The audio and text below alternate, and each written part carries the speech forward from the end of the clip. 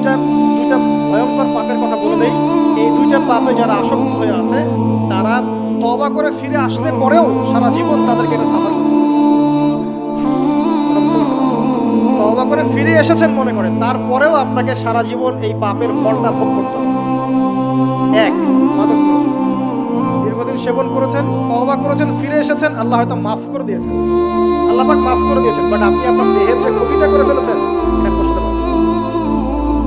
দুই, তখন আপনি যদি বিয়ে করেন আপনি স্ত্রীকে সন্তুষ্ট করতে পারবেন। হ্যাঁ?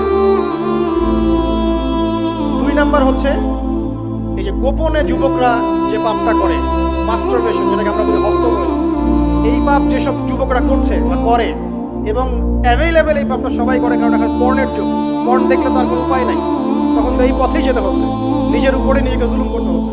যারা হস্তমৈথুন অভ্যস্ত হয়ে গেছে এরা যদি তওবা করে ফিরেও আসে শরীরের যে ক্ষতিটা হয়েছে এটা পূরণ হবে না।